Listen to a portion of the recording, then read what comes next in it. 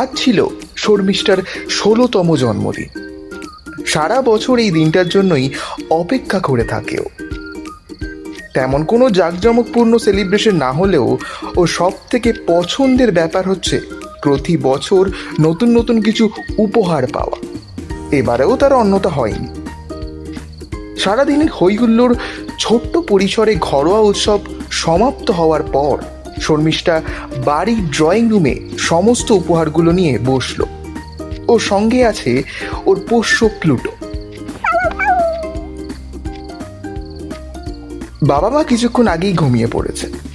তারা শর্মিষ্ঠাকে ঘুমিয়ে যেতে বলেছিলেন, কিন্তু সে গিফট না দেখে কিছুতেই ঘুমোতে যাবে না, এই বলেই স্থির করেছে সে। গিফট বক্স খুলতে খুলতে একটা লম্বাটে ধরনের বক্সের দিকে শর্মিষ্ঠার নজর পড়ল। বক্সটা বেশ লম্বাটে ধরনের, আকারেও অন্য সব বক্সের তুলনায় কিছুটা বড়। আর দেরি না করে গিফট বক্সটা খুলতে শুরু করলো শর্মিষ্ঠা। আর তখনই প্লুটো কিছুটা অস্থির হয়ে যায়।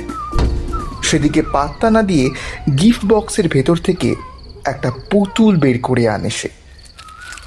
ড্রয়িং রুমের মৃদু আলোয় গিফটের বক্সের ভেতর থেকে পুতুলটা বের করে আনতেই শর্মিষ্ঠার হাতটা ক্ষণিকের জন্য থমকে গেল।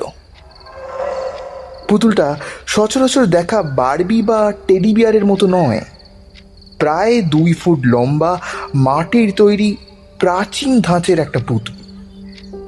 পরনে ময়লাটে সাদা রঙের ফ্রক, আর চোখের জায়গায় বসানো দুটো কাঁচের মার্বেল, যা এই স্বল্প আলোয় অদ্ভুতভাবে ঝিকমিক করছে।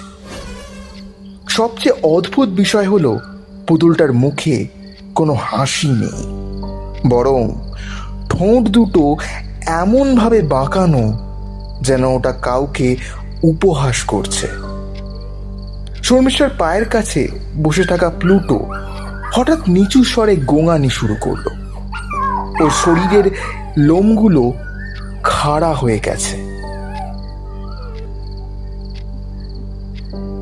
প্লুটো খুব শান্ত স্বভাবের, ও সাধারণত এমন করে না, কিন্তু এখনো পুতুলটার দিকে তাকিয়ে এমনভাবে পিছিয়ে যাচ্ছে যেন সামনে কোনো বিভীষিকা দেখেছে সে। কি হয়েছে তোর? এটা তো একটা পুতুল। শর্মিষ্ঠা বিড় করে বলল, যদিও নিজের মনের ভেতরে একটা অস্বস্তি দানা বেঁধেছে তার। বক্সের ভেতর কোনো চিরকুট বা নাম নেই।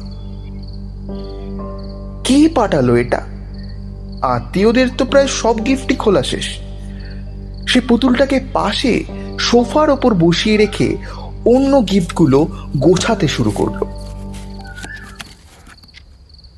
হঠাৎ একটা থসথসে শব্দে শর্মিষ্ঠা চমকে উঠল। শব্দটা পুতুলের দিক থেকেই এসেছে। সে তাকিয়ে দেখল পুতুলটা সোফায় যেমন ছিল তেমনই আছে, কিন্তু ওর বসার ভঙ্গিটা কিছুটা বদলে গেছে। আগে কি ওটা এতটা হেলেছিল? প্লুটো এবার পাগলের মতো ডাকতে শুরু করলো। ও সোফার দিকে তাকিয়ে দাঁত বের করে গড়গড় করছে। শর্মিষ্ঠা বিরক্ত হয়ে প্লুটোর কলার ধরতে গেল। ঠিক তখনই সারা ঘরের বাতি একেবারে কেঁপে উঠে ধপ করে নিভে গেল। লো ভোল্টেজ নাকি ফিউজ? অন্ধকারে শর্মিষ্ঠা নিজের ফোনের ফ্ল্যাশ লাইটটা জ্বালালো।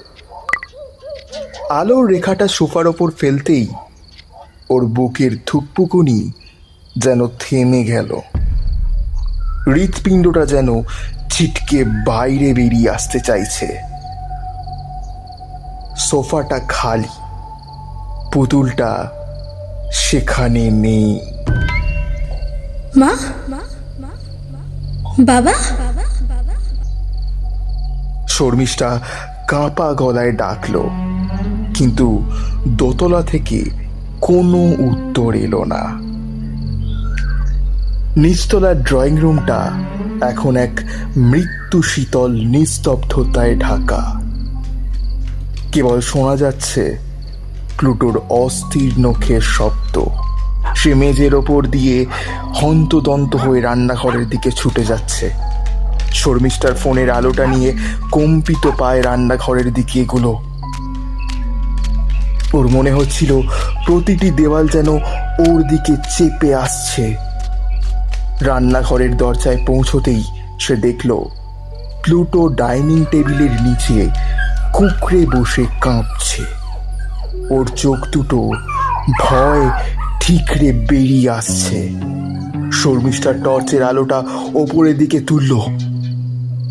ডাইনিং টেবিলের ওপর পুতুলটা বসে আছে, কিন্তু এবার সেটা স্থির নয়।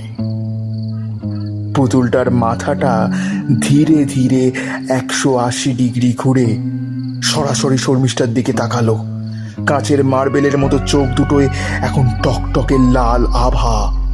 সবচেয়ে বীভৎস ব্যাপার হলো পুতুলটার মুখ।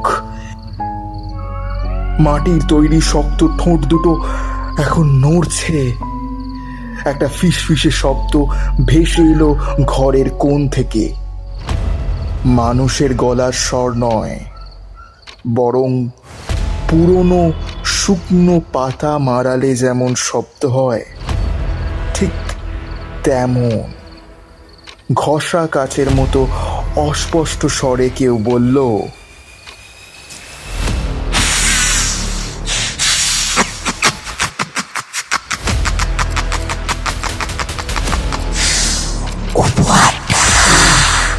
পছন্দ হয়েছে শর্মিষ্ঠা?